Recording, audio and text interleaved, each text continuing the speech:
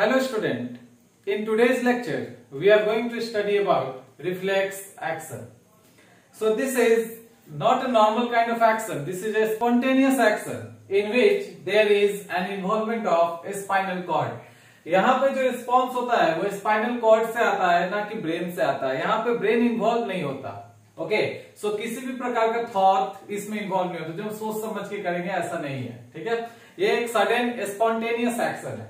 सो reflex action को हम कैसे डिफाइन कर सकते हैं? इट इज अ सडन और spontaneous involuntary action okay against a stimulus. जैसे अगर हम किसी भी गर्म चीज को हाथ लगाते हैं या अचानक से अगर किसी को हम छू लेते हैं, गर्म चीज को छू लेते हैं, तो सडनली हम क्या करेंगे? हाथ को खींच लेंगे। तो ये जो एक्शन परफॉर्म किया गया इसमें ब्रेन इन्वॉल्व नहीं है। ठीक है, ये अचानक से हमने हाथ को विड्रॉ कर लेते हैं। या फिर जब मच्छर काटता है, मान लीजिए किसी को मच्छर काट रहा है, तो क्या करेगा? सडनली उस मच्छर को मारेगा या तो उसको उड़ा देगा। ओके सो जरा सा इस मैकेनिज्म पे ध्यान देते हैं रिफ्लेक्स एक्शन के। तो लास्ट क्लास में मैंने क्या पढ़ा था स्पाइनल कॉर्ड के बारे में। जैसा मैंने बताया था स्पाइनल कॉर्ड कहां से स्टार्ट होता है? मेडुला ऑब्लोंगाटा से। ठीक है, मेडुला ऑब्लोंगाटा के नीचे वाले रीजन से। नाउ यहां मैंने कहा था the outer region of the spinal cord is made up of white matter. जो बाहर का जो एरिया है वो व्हाइट मैटर से बन रहा है, या हम कह सकते हैं उसको व्हाइट मैटर कहते हैं। क्यों कहते हैं? बिकॉज ये एक्सोन से बनता है और उस एक्सोन में माइलिन सीट होना चाहिए। So it is made up of axon having myelin sheath. Okay, and जो अंदर का एरिया है, भीतर वाला एरिया है, उसे ग्रे मैटर कहते हैं क्योंकि ये किससे बनता है? सेल बॉडी से। ये मैंने लास्ट क्लास में जिक्र किया था। ओके सो जैसे मैंने कहा कि रिफ्लेक्स एक्शन कैसा एक्शन है? स्पॉन्टेनियस एक्शन है। यहाँ पे किसी भी प्रकार का ब्रेन का एक्टिविटी इन्वॉल्व नहीं है, ब्रेन का कोई इन्वॉल्वमेंट नहीं है, डायरेक्टली स्पाइनल कॉर्ड से रिस्पॉन्स आता है। तो यहां मैंने एक एग्जांपल लिया है हीट का। This is a candle.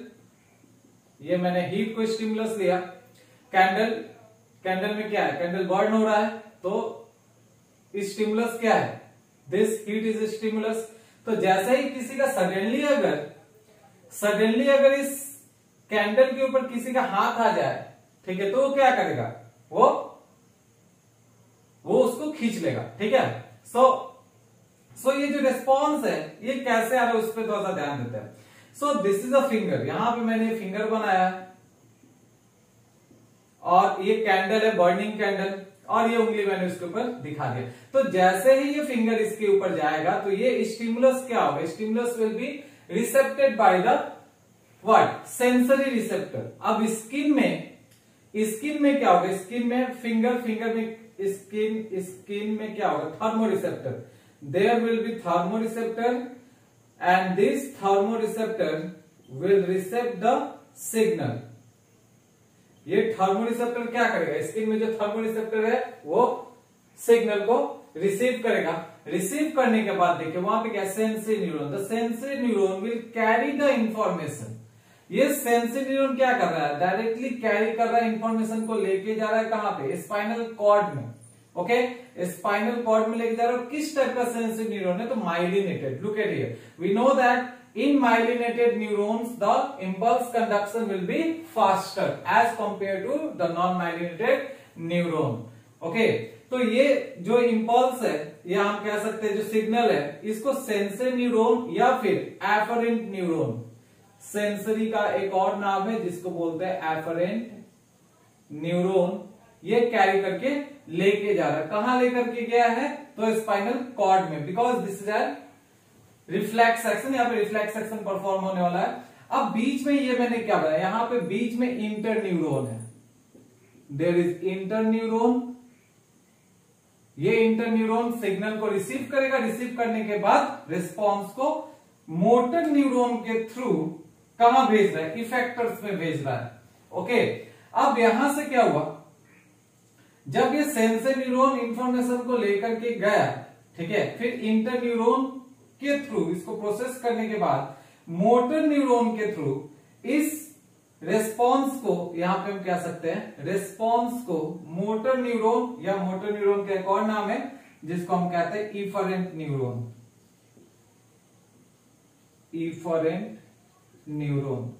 Efferent neuron या मोटर न्यूरॉन उसको लेकर के इफेक्टर ऑर्गन्स में आ रहा है।